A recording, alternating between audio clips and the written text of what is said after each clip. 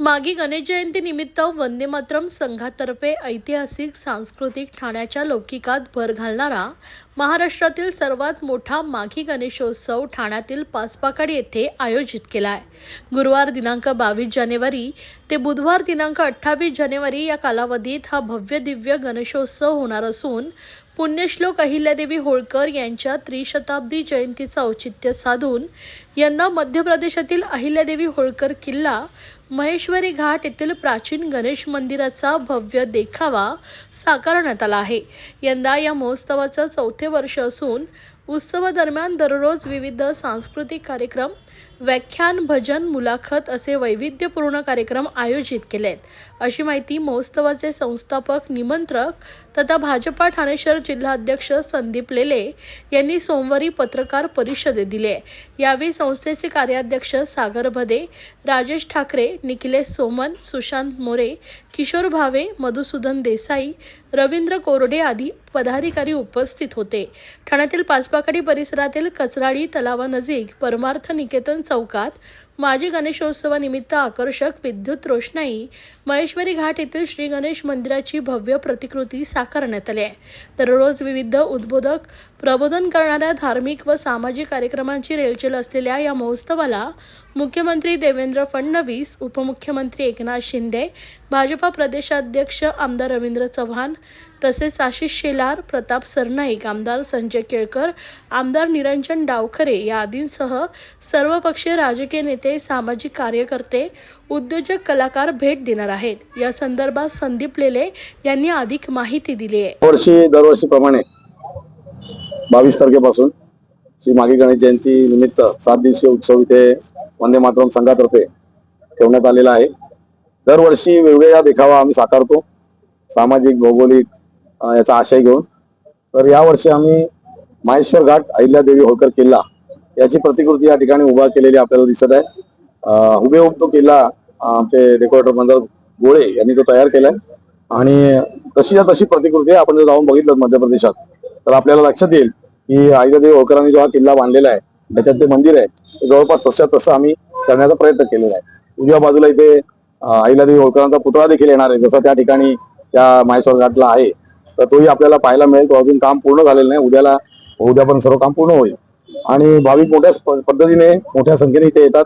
50,000 पेक्षा अधिक भाविक या ठिकाणी दर्शनाला येतील अशी आम्हाला खात्री आहे आणि अजूनही वाढता प्रतिसाद पाहता यावर्षी आम्ही व्यवस्थाही चांगली ठेवलेली आहे। विविध कार्यक्रम देखील याच्यात आम्ही केलेत, सामाजिक असतील, सांस्कृतिक असेल।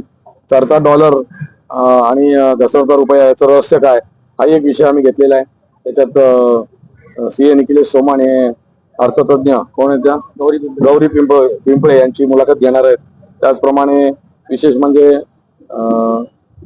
अजून एक संविधान आणि प्रजासत्ताक हा 26 तारखेला आम्ही कार्यक्रम ठेवलाय की लोकांना संविधान काय आहे आणि प्रजासत्ताक म्हणजे नेमकं काय, त्याचा अर्थ काय हे पण पोचलं पाहिजे। योगायोगाने 26 जानेवारी मध्ये येत आहे म्हणून ऍडव्होकेट उदय वारुंजीकर जे अत्यंत प्रतिष्ठित वकील आहेत मुंबईतले, ते या ठिकाणी या विषयावर व्याख्यान देणार आहेत।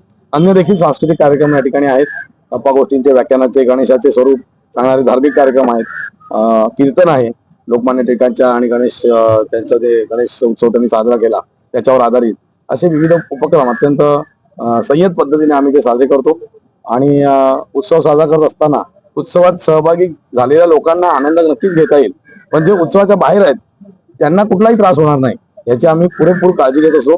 म्हणून दिवसेंदिवस हा उत्सव अत्यंत लोकप्रिय होत चाललेला आहे आणि विशेष करून ठाणे, मुंबई, MMR रिजन मध्ये इतका मोठा माघी गणेश जयंती उत्सव आज सगळ्यात साजरा झालेला नाहीये, त्याची आम्हाला सर्व वंदे मातरम संघाच्या सदस्यांना अत्यंत अभिमानाची बाब आहे। या उत्सव आम्ही या वेळेला साजरा करतो। वातावरणही खूप चांगलं असतं, जानेवारीचा महिना असतो, लोकही त्याचा नक्कीच खूप आनंद घेतात, मोठ्या संख्येने लोक येतात आणि ठाणेकर आम्हाला आशीर्वाद देऊन जातात आणि बाप्पाची सेवा करायची आम्हाला देखील संधी मिळते, त्यामुळे अत्यंत आम्ही आनंदित आहोत। कोण विशेष अतिथी येणार आहेत? माननीय देवेंद्रजी फडणवीस, त्याचप्रमाणे रवींद्रजी चव्हाण, एकनाथजी शिंदे हे सर्व प्रमुख अतिथी आणि विविध प्रतिष्ठित व्यक्तिमत्व, कलाकार हे सर्वजण दरवर्षी या उत्सवाला भेट देतात। याही वर्षी येतील। आता झेडपीच्या निवडणुका लागल्या आहेत त्यामुळे नेत्यांचं वेळापत्रक पाहावं लागेल, तरी देखील त्यांनी येतो असं आम्हाला सांगितलेलं आहे, त्यामुळे ते नक्की येतील। भक्तगणांना काय सांगू? भक्तगणांना एवढंच सांगेन की आम्ही अत्यंत सात्विक पद्धतीने शिस्तबद्ध आणि कार्यक्रमाचं आणि धार्मिक कार्यक्रमाचं पावित्र्य राखून हा उत्सव जास्तीत जास्त चांगला साजरा करण्याचा प्रयत्न करतो. मुळातच गणेशोत्सव हा अत्यंत सामान्यांसाठी खुला असलेला एक धार्मिक कार्यक्रम आहे. गणपती देवता जशी आहे तिथे काही फार काही कर्मकांड नाहीयेत. आपण दरवर्षी घरी देखील आणतो आणि अत्यंत लोकप्रिय असं हे दैवत आहे. आपल्या जी पंचमहाभूतांची आपण पूजा करतो आपल्या मूळ संस्कृतीनुसार, त्याच्यातली भूमीची पूजा आणि गणपती याचं कुठेतरी एक नाळ जोडलेली आहे. आणि गणपती बुद्धीचं दैवत आहे. त्याच्यानंतर वेळप्रसंगी शक्ती देखील त्यांनी दाखवलेली आहे असं पुराण कथांमध्ये दिसतं. त्यामुळे ठाणेकरांना गणेशाच्या या आराधनेत चांगली भरभराट मिळो, लोकांनी त्यात सहभाग घ्यावा आणि अत्यंत पावित्र्यपूर्ण या उत्सवाचा लोकांनी लाभ घ्यावा एवढंच मी आव्हान या निमित्ताने करतो.